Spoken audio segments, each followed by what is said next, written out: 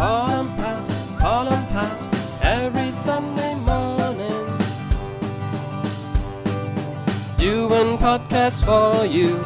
You'll get golf tips and news off the tour, the review. Come and join us, have some fun. So everybody, welcome to week 21 of Paul and Pat's podcast of 2010. Pat, cheers. We've got our Echo Cups back, and it's starting to rain, so it's a good job we've got our cross clothing on and our Echo Gore-Tex shoes. We've got new shoes. Look how shiny these are. Look at Pat's shiny shoes. Can you get a close-up of Pat's shiny shoes? Awesome. Pat's shoes are relatively seldom shiny. Just when they're new. So we're back in lovely Timmendorf. It's raining again, which is nice. So our home's been locked up again. It has been quite nice the last few days. Yeah. You've not been at work, Pat. What have you been doing? I just went to the beach. Oh, right. When the weather's nice, why should we be at work? I mean, seriously. Well, yeah, exactly. I've been in Bavaria down there in our other academy in Golf Valley.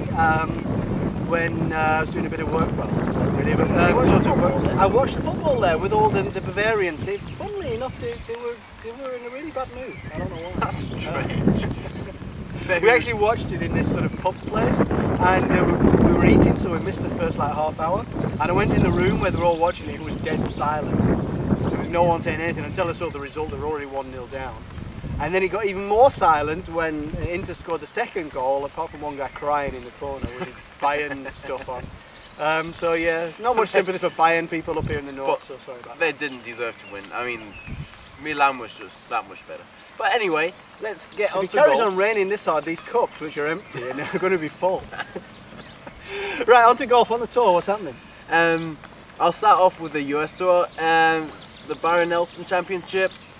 Again, I mean, the tournament itself is actually not bad, but there's no one playing. I mean, obviously there's people playing, but no big names playing. No. Jason Day won, and the next interesting thing is that Alex Shaker was tied 16. Good job, Alex, yeah. And by the way, Alex, you know, no one's interested in you now we've got Martin. So, be Czech again. Be Czech again. Be the best Czech golfer instead of the 150th German golfer, yeah. All right, well, so that's boring. What about Europe, Wentworth? Europe. What about that? BMW Championship at Wentworth is pretty cool. And very interesting as well, because in the top 10 there's 7 English players. Even though it's in England, and obviously there's going to be more English players up there, but 7 English players in the top 10 is pretty impressive. It is. Is that a coincidence, or is it just that we're best? We're best? I think the English are just the best. We're best. Right, what do you think about that, Caroline? Are English the best? She's not saying anything. No. Okay. She's all right. scared. Well, maybe later. Right. Okay. So it's actually getting quite. It is great, but the thing is, I've got my H2 off pants, and you can see how the water pearls on my trousers and soaks into Patrick's trousers.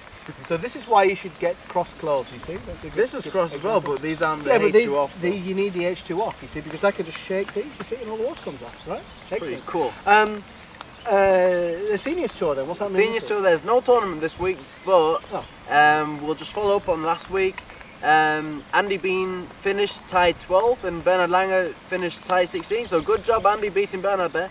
Excellent. So, alright. You know, you complained about last week that we were just sat in a buggy talking and doing nothing and eating, which was absolutely right. So this week we're going to show you something. So we're going to go back on the putting green and we're going to talk about our one of the things we've been thinking about a little bit. So let's go over and do that. Let's do it. Right. I think we'll just... No, we need... No, I need that now. Yeah, it's fine, come on. You got to press the button. Just quickly, student of the week, Klaus. Sorry you can't read this, this is just got a bit wet, so... Student of the week, right. good but job, you're a student of the week anyway. So we're going to talk about putting with the ball, line on the ball. So generally we recommend... We're going over here, Pat. We're going to the Echo. We're going there? Right, yeah. Okay. Line on the ball? So we have a line on the ball, which is what we recommend you to do all the time. Should be all the way around, but you should here, by the way. I just did that very quick just now. And we also recommend you to have a putter like this one. You know, show us the putter. There you go. With a line on the back. And we recommend that obviously, because not many people can put the ball down properly and align themselves properly, we recommend you do this. And we still do recommend that. Because obviously it's very simple. Do you want to come around here, Caroline, and get this on, just take your set up there, Pat, and show the people what we do? Because we generally say, this is what you've got to do right here. Once you've got your ball set up properly, it's pretty easy to square up ball and putter. Having said that, there's a lot of people who don't do that and use a putter, you know, a bit more like this. And why is that okay? Pat, sometimes. Why is that okay? Often people just can't actually line up the ball properly. I mean, first of all, they can't read the green. Well, that's the thing. And then secondly, even if they can read the green, they still can't line up the ball. So then there's no point of doing it, right? Right, okay, that's the first problem. The second thing is there's been a lot of putters, people who've played all their life, maybe 20, 30 years, and have never lined up the putter, and never lined up the ball because they never had a marker on it, always used an old style putter, but they're pretty good in break putting. So to give them line on ball and mallet and so forth is actually going to give them more thoughts in the play box.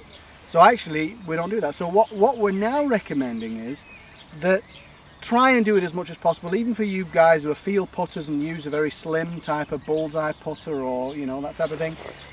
Do learn how to read break, because that's going to help you. But maybe the transition to this type of thing, we've got a Rife Barbados here with the lines on. We actually like Rife putters as well. They're not sponsoring us yet, but I think they will be soon.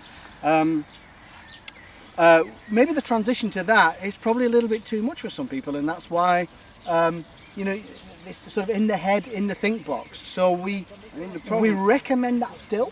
Yeah, of course. But for people who have difficulty doing it, we say, well, go ahead and carry on with that, right?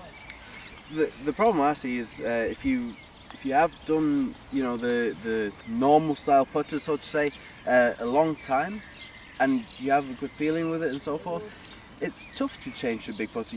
You know, I had that problem for a long time. Now I did actually change to a Frankly Frog, but I did have the problem for a long time that when I looked at it, I just didn't feel like I could hold the putt, and then you're not going to hold it, right? Right, I mean, exactly. Right, so that's the thing. So you've got to be true to yourself. I think you should learn to read greens, and I think you should do everything properly. I think you should use a lined up ball with that type of thing. Particularly if you're a new golfer and you're learning it for the first time, of course you should. What else would you do? Of course. But if you've played a long time this way, maybe you want to perhaps start with reading greens and perhaps see how it all goes. What do you think about that? Awesome. I think we need to watch the time again. So yeah, we do. So let's just take the camera off Caroline. This is Caroline, everybody. That's what she looks like. Which one do you do, Caroline? Do you have the line on the putter, or do you have the other one? I have the line on the putter. The line on the putter. Yeah. Good job. Do you line the ball up? Yes. You do. Have you always done that? Yes. Ever since you started playing? Yeah. And you're a really good golfer, aren't you? Yeah. Yeah. Good job. All right. So Pat, tell everybody goodbye. All right. Cheers, everybody. I'll see you next week, and join in, watch us. Bye.